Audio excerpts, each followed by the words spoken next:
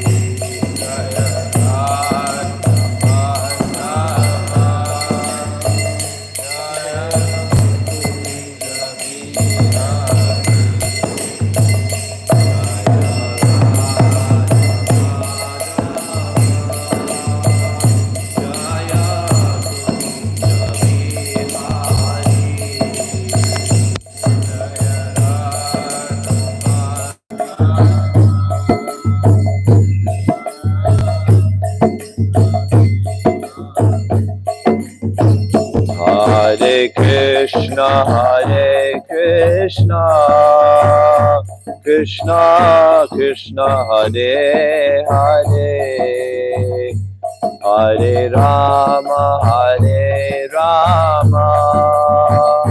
Rama Rama, Hare Hare.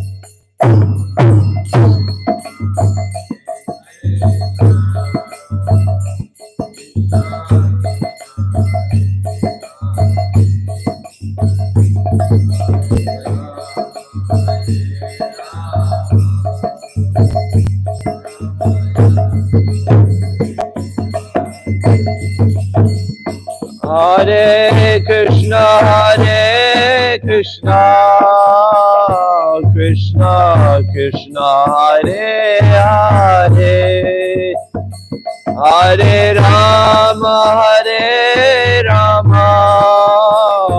Rama Rama, Hare Hare.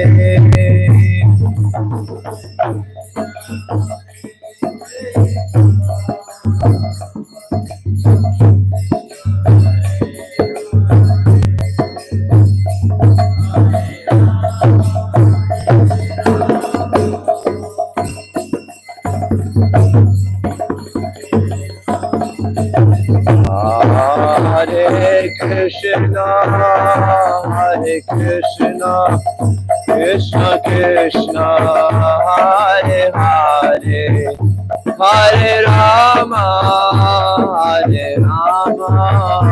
Rama Rama, Hare Hare.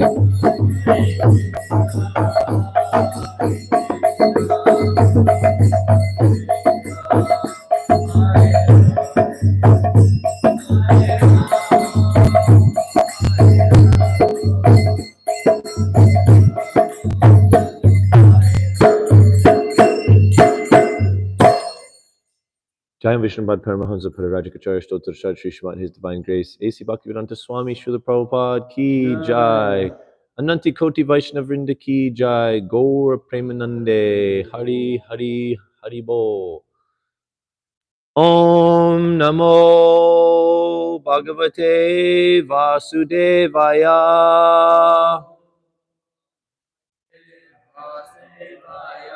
Om Namo Bhagavate Vasudevaya.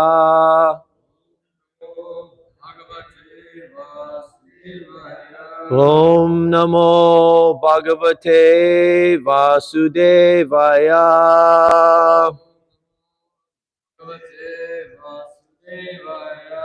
Narayanam Namaskritya Naram chaiva narottamam Devim Saraswatim Vyasam Tato Jayam Udirayet Nasta Praesha Badreshu Nityam Bhagavata Sevaya Bhagavati Uttamashloke Bhaktir Bhavati Naishtaki. Reading from Srimad Bhāgavatam, the Canto 4, Creation of the Fourth Order, from Chapter 3, Talks between Lord Shiva and Sati.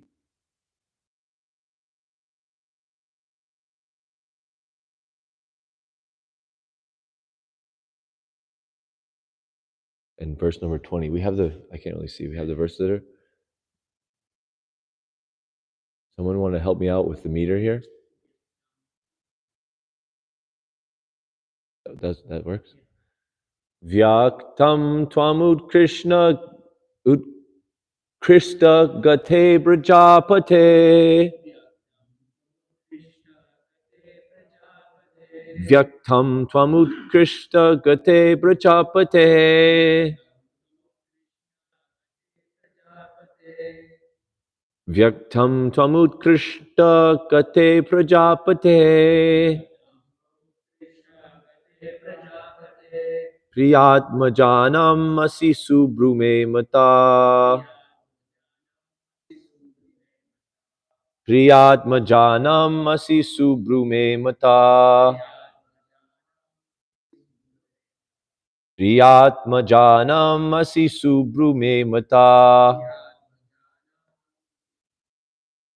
Tatapi Manam Napitu Prapatsisye Syase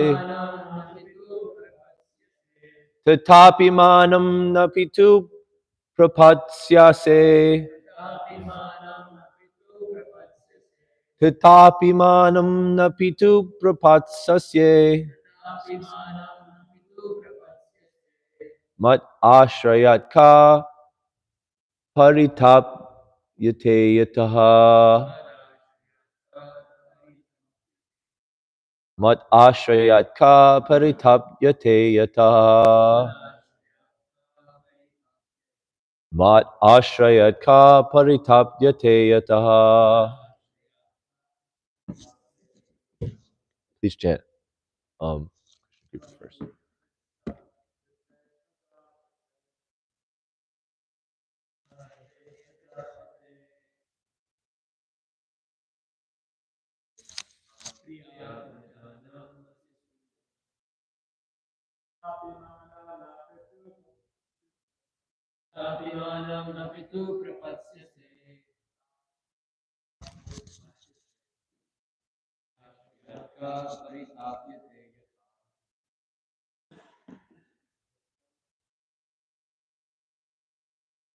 Vyaktam Tvamutkritsta Gate Prajapate Yatmajatam Asi Subrabhidatha Tatapi Manam Napitu Prapatsase Mat Asrayatka Paritapyate Yata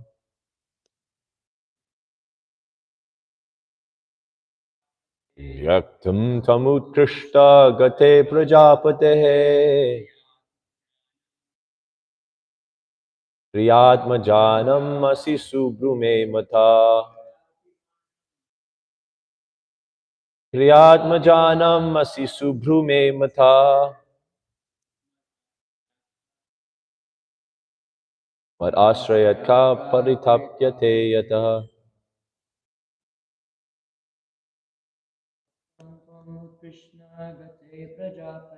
It's Tam Utkrishta Gate Prajapate Priyatmajanam Asi Subrume Mata Tatapi Manam Napitu Prapasyase Mat ashrayat ka paritapyate yataha.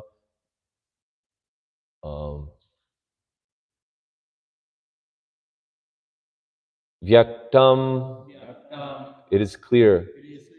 Tvam, you. Utkrishna gatehe, having the best behavior. Prajapatehe, of Prajapati Daksha, Priya, pet. Atmajanam, of the daughters. Asi, you are. Subhru, O you with the beautiful eyebrows. Me, my, mata, considered. Tata, api, yet. Manam, honor. Na, not. Pituhu, from your father. Prapatsyase, you will meet with. Mat ashrayat, from connection with me. Kaha, daksha. Paritapyate, is feeling pain. Yataha, from whom?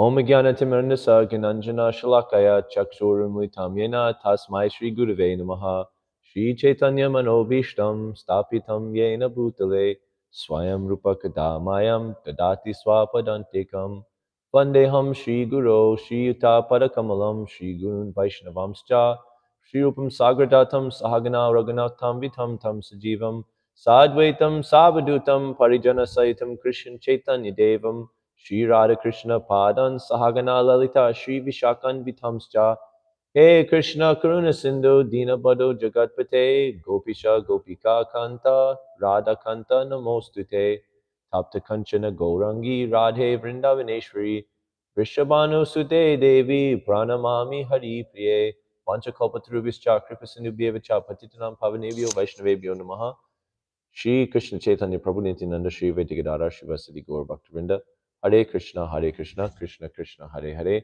Hare Rama, Rama Rama, Hare Hare. Namashrestam manam api sachiputram atasarupam rupam tasyagram urupurim maturim gostavatim radhakundam girivaram aho radhika madhavasam prapto yasa pratita kripaya Sri Gurum tam natosmi mukam karoti vachalam kam gumlam gayate giram yat kripatamaham vande Sri Gurum dinataranam Paramananda Madhavam Sri Chaitanya Ishram Hari Om Tat Sat. I just felt like I wanted to say something about this translation before I forget about it. But before I say anything, I wanted to make the proper auspicious beginnings, which no auspicious beginnings are complete without the blessings of the senior devotees, which approximately half the devotees in this room are senior to me. Hare Krishna. Um, may I speak something that is Krishna conscious and beneficial for all of us to hear. The shlokas are known as Punya Shravana Kirtana, so it's always good to chant the shlokas. We'll chant the next shloka as well, but we'll read through this one first.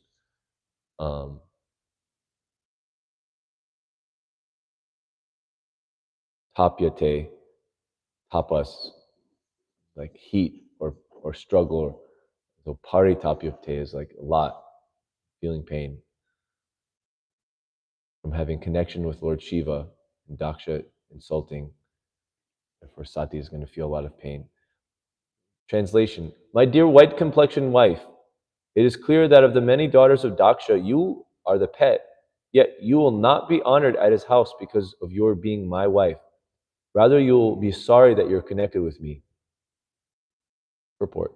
Lord Shiva put forward the argument that even if Sati proposed to go alone without her husband, she would still not be received well because she was his wife. There was every chance of a catastrophe, and even if she wanted to go alone. Therefore, Lord Shiva indirectly requested her not to go to her father's house. Text 21.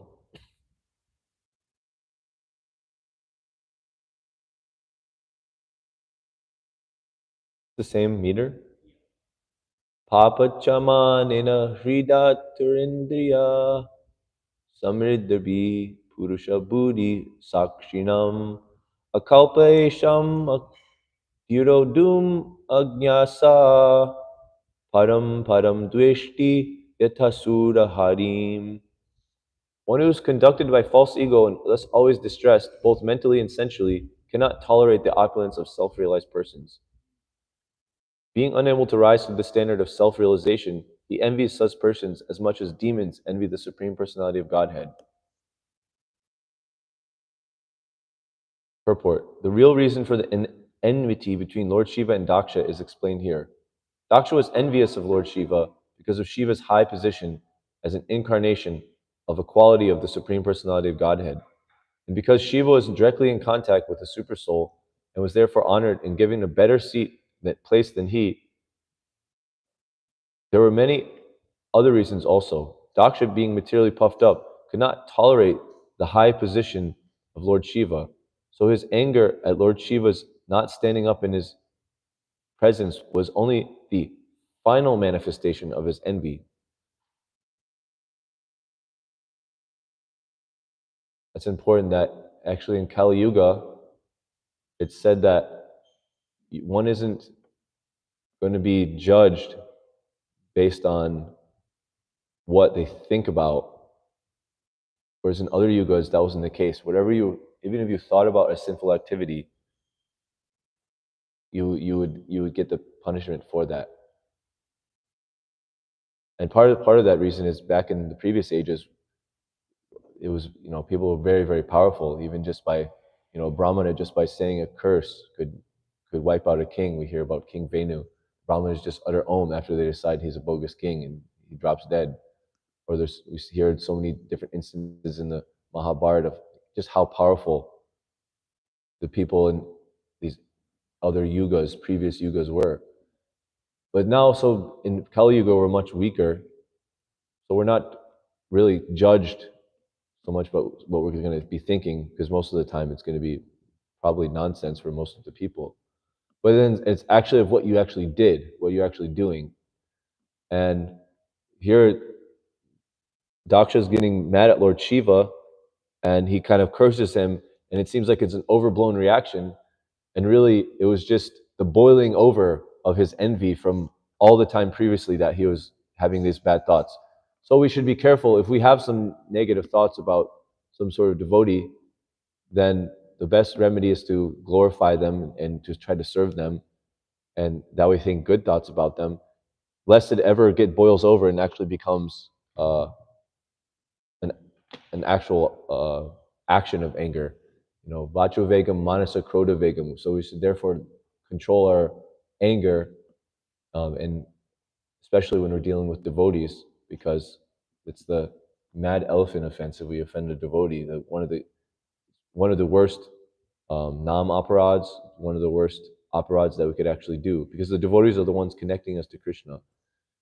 And so Shiva was in a Purusha Buddhi Sakshinam, directly in contact with the super soul. And Daksha wasn't, but he had a appointed post, and he's therefore materially puffed up. Yes, God has put me in this position, and it was true. He was supposed to be a Prajapati, and so he did have perhaps a reason to be puffed up. But then, of course, we understand pride is the root of all anarthas. So there are many other reasons. Daksha, being materially puffed up, could not tolerate, and his anger was only the final manifestation of his envy. Lord Shiva is always in meditation and always perceives the Supersoul, as expressed by the words Purusha Buddhi Shakshinam. The position of one whose intelligence is always absorbed in meditation upon the Supreme Personality of Godhead is very great and cannot be imitated by anyone, especially an ordinary person. So another type of pride, like Daksha was proud of his position. Another type of pride that we have to deal with in Krishna consciousness is the pride of prakrita sahajism, which is, we shouldn't think it's something like, outside. It happens like almost to everyone, or it could happen to almost anyone. we hear about the consciousness of these very powerful devotees. You can read about Raghunath Das Goswami, or you can hear about in the Bhāgavatam so many elevated devotees with such high consciousness. But then to cheaply think that we've attained that consciousness is very, very dangerous. And when we actually attain bhava, which is the goal of our sadhana, that means that our consciousness has actually been completely cleared away, or almost completely cleared away of all the dust and all the cheto darpana marjanam, and we can actually perceive our relationship with Krishna. And in that, there's a lot of anubhavas, things that follow that are very wonderful. And if we think that we've reached that level, if we think that reached a level and we haven't, and it's premature, then it's called prakriti sahaja. Sahaja is actually good. It means natural. When you actually have love for Krishna, or at least bhava, which is the preliminary dawn of the sun of love of Krishna, of the sun of prema, when you have that, then so many things come naturally. You naturally don't want to sleep. You naturally don't want to do anything that's not related to Krishna. And it just comes naturally. Like it's funny, in our schools now, they have what's called sex ed, sexual education, but the animals don't need that, and neither do really the humans. I mean, boys and girls know how to do it from the time they hit puberty, and even sometimes before.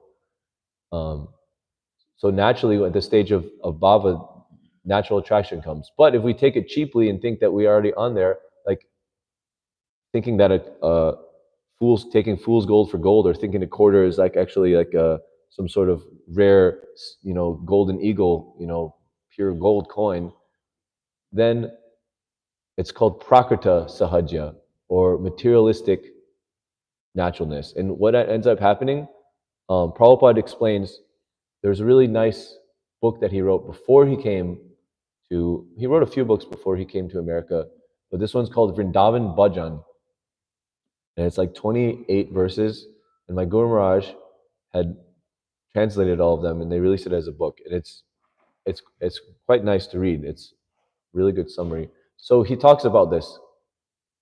Prabhupada's in Vrindavan writing about this, and he talks about prakriti sahajism. I'm seeing all these different material activities being performed here amidst the holy land of Sri Vrindavan Dham, and I can understand from seeing that there's a need for some work to be done to rectify the discrepancies and establish real spiritual purity. Here, the prakriti sahaja persons who take the highest transcendental confidential devotional truths cheaply and mix their practices with material concepts and activities are all engaging in illicit sexual activities. This is not Vrindavan Dham, nor do these material activities form a part of Lord Sri Krishna's eternal abode, Sri Vrindavan Dham. Like Bhaktisiddhanta Saraswati Thakur was known to say that, yes, there's many Babajis that live on the banks of so-called Radhakund, but because of the consciousness, it's not Radhakund, it's Narak-Kund. Narak is the one name for hell. So even though they're in the physical location, which Radhakund does have a physical location, which was one of the lost tirthas until Lord Chaitanya rediscovered it. No one even knew where it was. Even the village folk didn't even remember it. But when he came, he personally found it and gave the order to have it excavated. And although that's the physical location, it's covered by that physical energy as kind of an illusion. There is transcendental energy there. Although if you're in the wrong consciousness, then you won't be able to connect with that, and you're just going to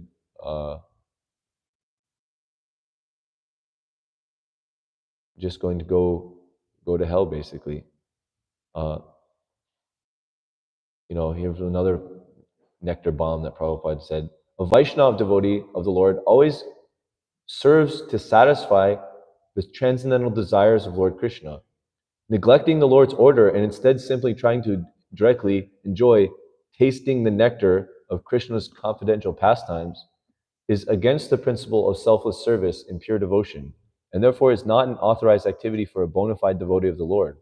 It is never possible to experience the real taste or to actually realize the eternal pastimes of the Lord on the transcendental platform, so long as one is conditioned by material body identification. So we hear Prabhupada, I mean, how many times in the Bhagavad Gita, how many times in his class, how many times in the Bhāgavatam do we hear, you are not your body. We are not our bodies. This is something that Prabhupada is stressing over and over again, trying to get us off, everyone's firmly rooted in the material conception of life. And so that's one of the duties Prabhupada's trying to get us off that platform.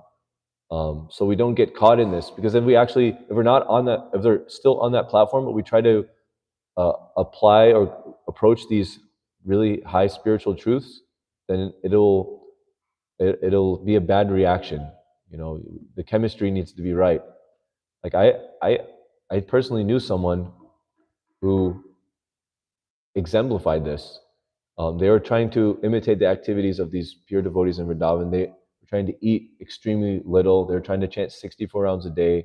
They were dressing in tattered clothes, basically trying to imitate Raghunath Das Goswami.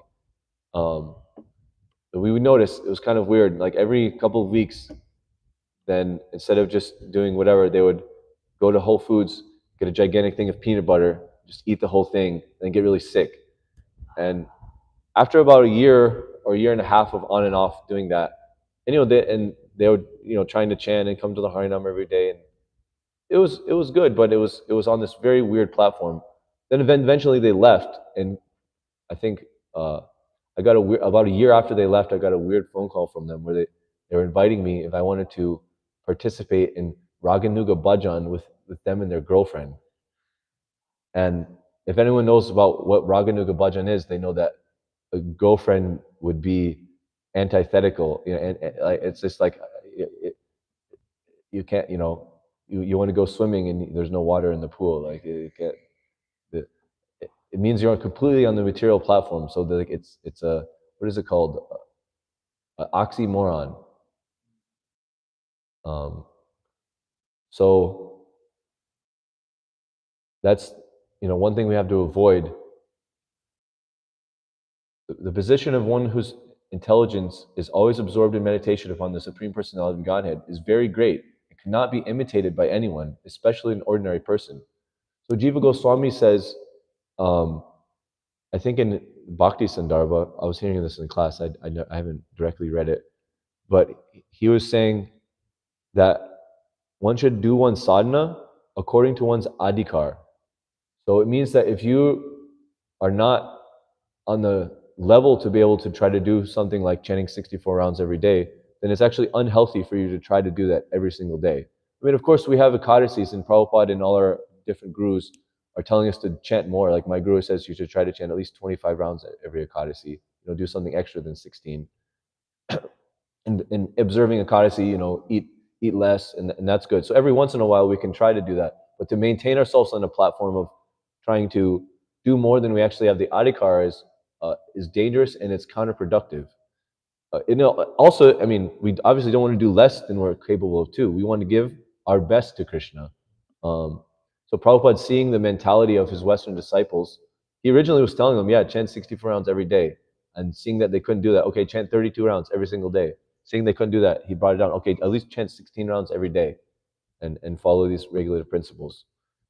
Don't imitate prematurely Raghunath Das Goswami. Now, that being said, if we apply the process that Prabhupada gave us, then this is how we purify our consciousness. And when our consciousness gets purified, then we'll have more adhikar to do sadhana. So we should always be striving to increase the quality and quantity of our seva and of our sadhana. There's like a saying, it was kind of like not exactly true, but it was still like something good, that they would say every year you should try to double whatever you're doing. So if someone was collecting money for Prabhupada, like every year you have to double it. So I was always thinking how to double it. And if you're thinking how to double your service, then at least it's going to increase something, or at least it's going to maintain itself. Whereas if the same thing, if someone's thinking about, how can I get an A+, then at least they're going to get a B. They may not get 100%, but if they're trying to get 100% every time, they're going to do good. And if they say, let me just pass with a C-, let me study enough to do that, then it's probably their grade is probably going to decline. So similarly, if we're trying to always increase our sadhana, then we can at least know that it's going to probably, hopefully maintain. When Daksha entered the arena of Jagya, Lord Shiva was in meditation and might not have seen Daksha enter, but Daksha took the opportunity to curse him because Daksha had maintained an envious attitude towards Lord Shiva for a long time. So there it is. He was meditating on it for a long time. So we should check any envious attitude we have towards devotees, and definitely in being in a temple, it's like a bunch of dirty potatoes. And the best way to clean dirty potatoes is you put them in a basket, put water in, and you shake them all around. So they have to hit each other, but when they hit each other, it knocks all the dirt off, knocks all the skin off. So then you have nice clean potato. Um, so similarly, when we're in the temple, there may be a lot of different things, but we should try not to harbor envy in our hearts for the devotees. We should see that the danger of that, and also the value of their association, even though sometimes it can be a little rough. Those who are actually self-realized see every individual body as a temple of the Supreme Personality of Godhead, because the Supreme Personality of Godhead in this Paramama feature is residing in everyone's body, in everybody's body. That, like we put on tilak, someone that's like, why do you have that pain on your face? That's what you can tell them, because we try to see our own bodies as temples of the Lord, and by doing this meditation, we're also trying to see everyone, respect everyone else as a temple of the Lord. So we put on this special markings. In the morning, we do a special meditation, and we try to treat our body like a temple of the Lord. And this is an interesting thing that I don't think we talk about enough, or that's understood. When one offers respect to the body, it is not to the material body, but to the presence of the Supreme Lord. Thus, one who is always in meditation upon the Supreme Lord is always offering him, in capital H, the Supreme Lord, obeisances. But since Daksha was not very elevated, he thought obeisances were supposed to be offered to the material body. Because Lord Shiva did not offer respect to his material body, Daksha became envious. Such persons, being unable to rise to the standard of self-realized souls like Lord Shiva, are always envious. The example given here is very suitable. Asuras, demons, or atheists are always envious of the Supreme Personality of Godhead. They simply want to kill him. Even in this age, we've had some so-called scholars commenting on Gita who are envious of Krishna. When Krishna says, Manmana Bhava Mad Bhaktaha, always think of me, become my devotee, surrender to me. The so-called scholars comment that it's not to Krishna we surrender. That is envy. The asuras or atheists, the demons without reason or cause, are envious of the Supreme Personality of God. Instead of offering respect to self-realized persons, foolish men who cannot approach the highest standard of self-realization are always envious, although there is no reason. You know, they say fools rush in where angels fear to tread.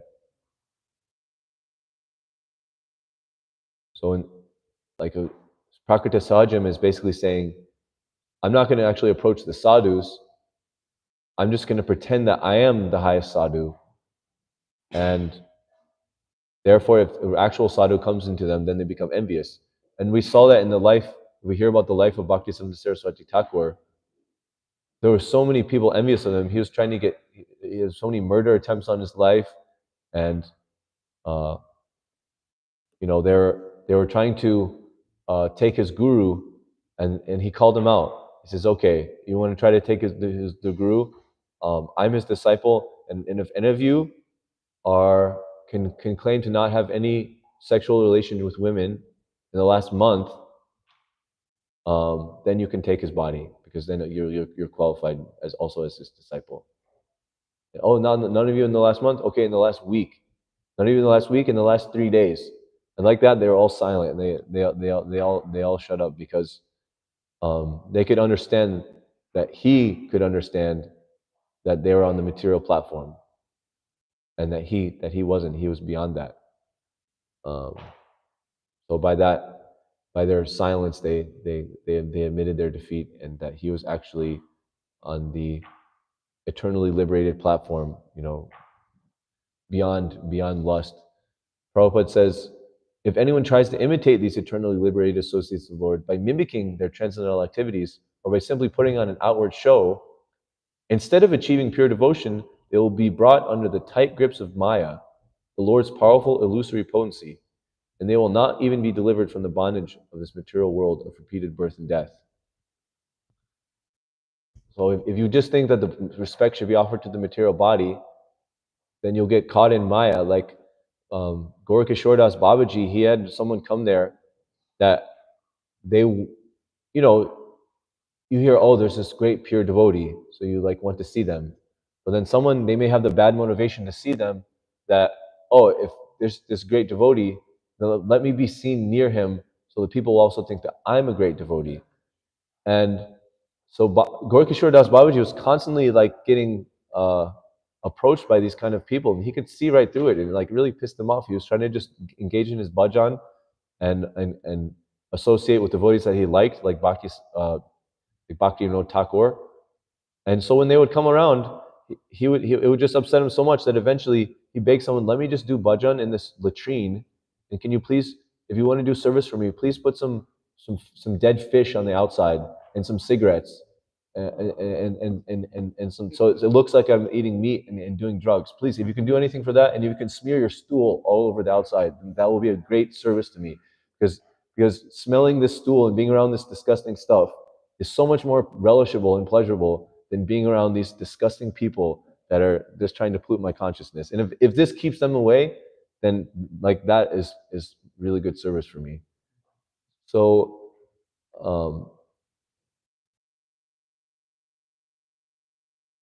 this is the danger of being puffed up.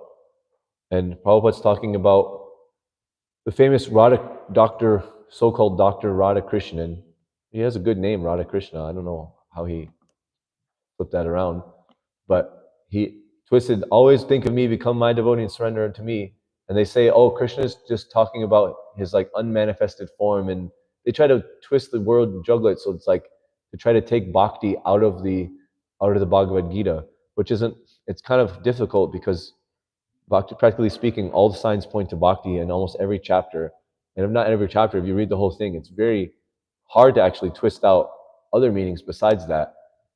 Like one reason why I first liked Prabhupada and ISKCON when I first came is previously I had been introduced to Maharishi, first Maharishi Ayurveda, which on a material level I still recommend. They have great products in general, but they have Maharishi meditation, which was like some contemporary of Prabhupada, some yogi. He came to the West, and he had this novel thing where he wanted to train up yogis that they would be on such high meditation that they all become a Gyata Satru, which means one whose enemy is never born. So by being such a vibration like that and emanating such a vibration like that, just by creating so many yogis, he would change the vibration of the world and stop all the wars and stop all the bad things.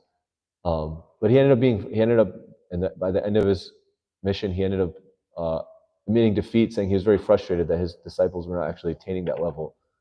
And anyway, so they have this movement where you pay some money and they teach you a mantra and they teach you how to meditate. And I was joining that. I wanted to read the Gita. I like, you hear about the Gita, the Bhagavad Gita. It's like the Bible of the East. And like, okay, what the heck is that? And I want to understand it. But they only had his commentary only has this first 6 chapters. So if you like would read that, you might even think they're not even another 12 chapters in the Gita. You might not even know that if you just stuck with that version.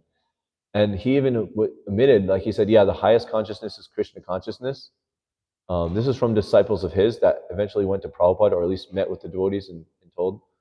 And he can't translate the other chapters. The first 6 chapters are on Jnana Yoga, on like what's the difference between the body and the soul and things like that. But the middle 6 chapters, it's all about devotion. You can't really. There's a book written by Bhaktisiddhanta Saraswati Thakur, which has a lot of these funny cartoonish stories, and then he gives these deep purports on it. There was once a frog that lived in a pond. One day, her son happened to see an elephant near another pond, and the baby frog returned to his mother and enthusiastically said, "Mommy, Mommy, today I saw such a huge animal." And the mommy asked, "Really? How big was it?" "Oh, it was much bigger than you." "Oh, really?" Puffed up the body. "This much bigger?" And of course, a frog puffing up is just like, maybe twice as big, and an elephant is countless times bigger than any hopeless way that a frog could get. "Oh, no, much bigger, Mommy, much bigger." And then, "What, even this much bigger?" "No, Mommy, much bigger than that." And then when the frog gradually puffed too much, the baby frog keeps saying, bigger, bigger, bigger. And then finally, it's beyond the limit of the frog's body. So the purport, the insignificant, and this is related to Prajapati Daksha. He was kind of like on the level of thinking, he was on the same level as Shiva, that, oh, he's meditating on the Supreme Personality of Godhead. I'm basically, I'm also on that level. Those insignificant living entities who consider themselves as Para Brahma, or the absolute being, or as if nothing is equal to or greater than themselves, in spite of the fact that they're simply misconceived, insignificant living entities. Who's seen people that act as if there's nothing greater to or equal to them? There's a lot of people. I mean, even sometimes I probably act like that. I know I have done that in the past. They take a fancy to be equal in perfection with a liberated soul, and they're usually destroyed like a puffed up frog through their false ego. My keyboard's not working right. There are many jnanis belonging to the Mayavad. This is what Mahaprabhu is saying. Belonging to the Mayavad school, who consider themselves liberated and call themselves Narayan. However, their intelligence is not purified unless they engage in Krishna's devotional service. The Lord is the master of the potencies, and the living entity is the servant of them. That is the difference between the Lord and the living entity. However, you declare that the Lord and the living entity are one and the same. In Mahaprabhu, when they called him Narayan, they say, Vishnu, Vishnu, don't call me the Supreme Personality of Godhead. A jiva can not become Krishna at any time. Never say such things. A sannyasi is certainly part and parcel of the complete whole, just like a molecule of sunshine is part and parcel of the sun itself. And Krishna is like the sun, full of six opulences, but the living entity is only a fragment. So by narrating this fable and of the exploding frog, Srila Bhaktisiddhanta Saraswati Goswami Prabhupada used to instruct that it is better to be a good man than to be a big one. I am Brahman, I am Siddha, I am Vaishnav, I am Pandit, I am self-realized. Like some devotee said, so what do we devotees do? And Prabhupada said, whoa, we devotees? No, I'm not a devotee, you're not a devotee, we're not devotees, we're trying to become devotees. So if we don't think ourselves big, like devotees at a very high level, this sort of false ego is the root cause of the fallen entity's bondage. One who is enlightened with pure devotion for Sri Hari never conceives himself to be the lord of material nature or the enjoyer of this material world. As a great worker, a great preacher, and the like, such a person should realize himself as insignificant as particles of dust on the feet of his guru and of all Vaishnavas. They should have a very candid humility all the time in their heart. A living entity can never be Parabrahma, just like Ravana can never be Lord Sri Ramachandra. Right? Param Brahma Das.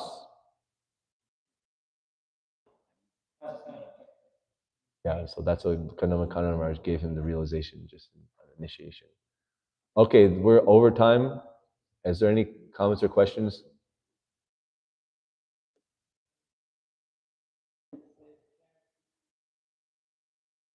Yeah, chat GPT. The chat Goswami Thakur.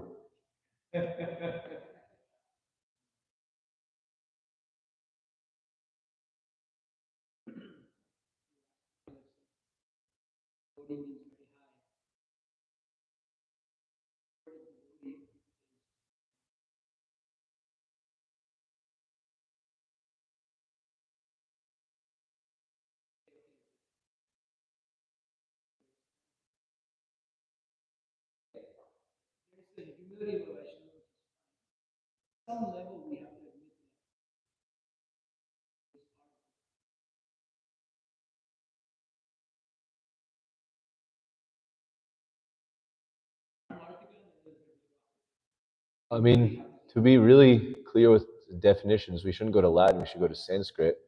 But the real devotees are the Ragatmika devotees in Vrindavan. That's real devotee. And you could say also maybe the Premi Bhaktas that are like with Lord Chaitanya and in service to them. And then everyone else serving is the servants of them. And a devotee sees themselves as the servant of the servant of the servant of the servant. And so it's like even in when Rupa Goswami or the different classifications of the different levels of bhakti, like a Kanishta Adhikari is not really a devotee, but because they're externally engaged in the acts of devotion and they're on the path that'll eventually lead to them being a devotee, like when we sadhana bhakti means we're not a devotee. We're engaged in sadhana to become a devotee. Bhava bhakti means we're just on the premises of becoming a devotee. Prema bhakti means we are a devotee. That's when one is a devotee, when they're in prema bhakti. So calling it a devotee is like, if you get specific, you can organize like that. But yeah, of course, someone's uninitiated and we still call you Bhakta Dylan. But that's not necessarily because you're a Premi Bhakta. And it's actually kind of funny how Bhakta is kind of like, you Bhakta, you know. It's become like a low term, like you're like something somehow worse than an initiated devotee or something like that. And it's like totally, it shouldn't be like that. But somehow our modern vernacular has twisted it like that. But it's actually even when we call ourselves Natabara Gauranga Das, like that implies that I'm like on that level. But it's initiation. It's the push to get us started, to get our inertia going in the right direction. It's not necessarily that we've reached that goal yet, but it's to help change our mind, and that's a long process of getting all the anarthas stripped away and uncovering our actual, so we can actually become that pure das, pure actual servant.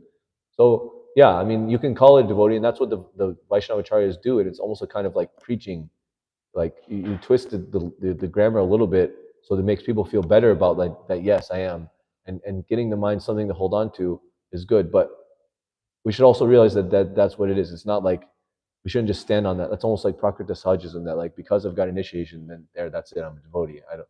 We can think like, oh, I'm a devotee and I'm chanting, but I don't feel anything. Well, and then therefore they quit devotional service because they think that it's over. But no, maybe you're just on a very low level and you just started and like Vishwanath Chakravarti Thakur says, the utsaha mai, that you think you've got everything, but you literally just had your first lesson, and you think you've perfected the whole book, but you just read the first chapter, and so shouldn't get it twisted.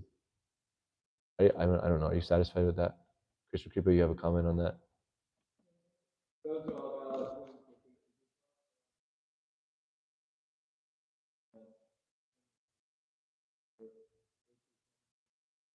Yeah.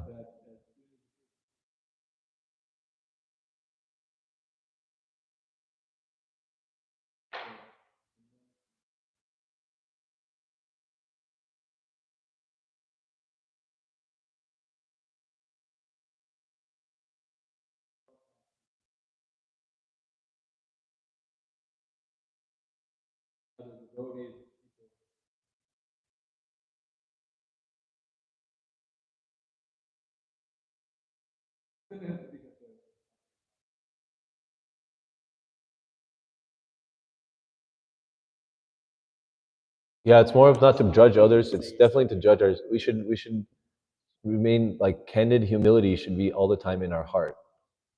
So this is a way to, yeah, and we should always see the good qualities in others. If we start seeing the bad qualities in others, then that's a sign that we've twisted it. And we've tried to become the thing. Subhadra, yes.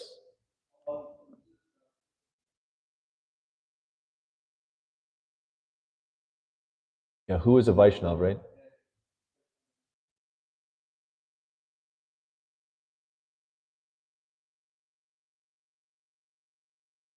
Yeah.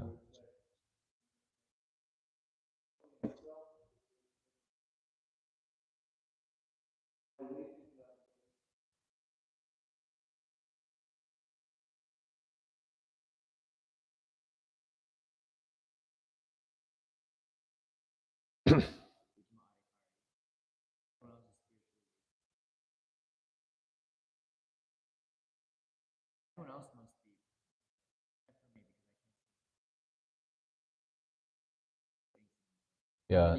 Rupa Goswami tells us, Krishneti yasi giritam manasadriyeta jikshasti chat panatibishcha pajantamisham shushushaya bhajanam vigamam minanyamanya nindari shunam hidam ipsita sangalabdya. What Subhadra Prabhu just said. So someone who's just Krishna Yasa Giri, that they just say Krishna's name once, or just say it, they're the best among people, among the group of people. So someone walking by to say, "Oh, Hare Krishna," say, "Hey, I like you guys." Like walking, they're the best. In our minds, we should say, "Yes, that's very wonderful. Wow, that person's amazing." And then Dikshasti Chet Panatibis Bajantamisham. So the one who's taken Diksha or initiation, then we should actually honor them and pay obeisances. Prana, pranams Prabhu, Hare Krishna, Dandava pranams, in the morning. Vanchakalpatrivistha, Kripasinubhyevacha, Pintinanam Pavanebhi Vaishnavevi. And Prabhu even said, like, just by getting my books and reading them, that's like initiation in some way. Like, you're accepting Prabhupada in some small way as a Shiksha Guru, which is a small level of initiation. Shushraya Bhajanam Vigamanamanya.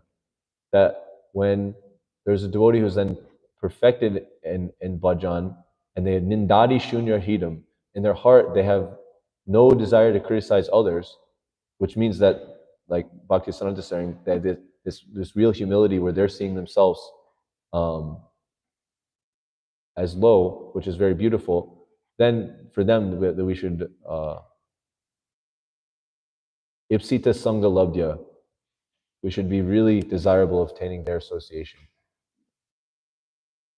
So yeah, we have to be really careful. Don't see the negative qualities in others, and try to see the anartas that we have, and try to associate with the good qualities. And just by seeing a good quality in someone, you're associating with that, and you'll eventually get it. Okay, now we've gone way past. Okay, Subhadra.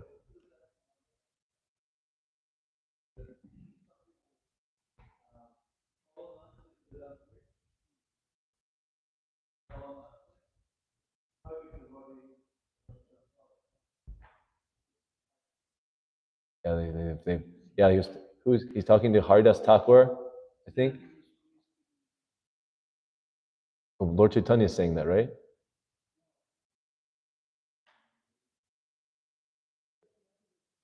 Yo, there's so many Goswamis. I think someone's got it twisted. He's saying about Haridas Thakur. Yeah, some people do a lot of bhajan, but they don't preach. And some people do a lot of preaching, but they don't do enough. They don't have what is it? The wording?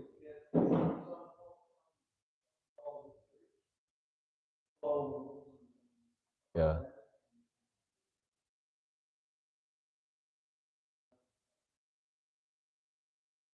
But the ideal is you follow everything and you preach.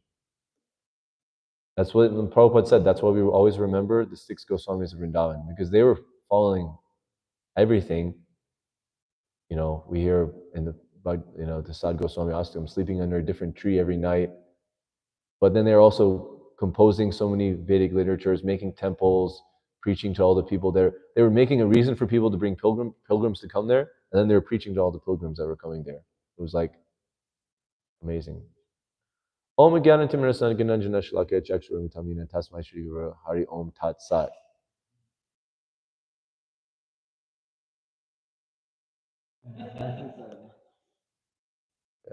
It's Thanksgiving, so now we're going to have a Thanksgiving class.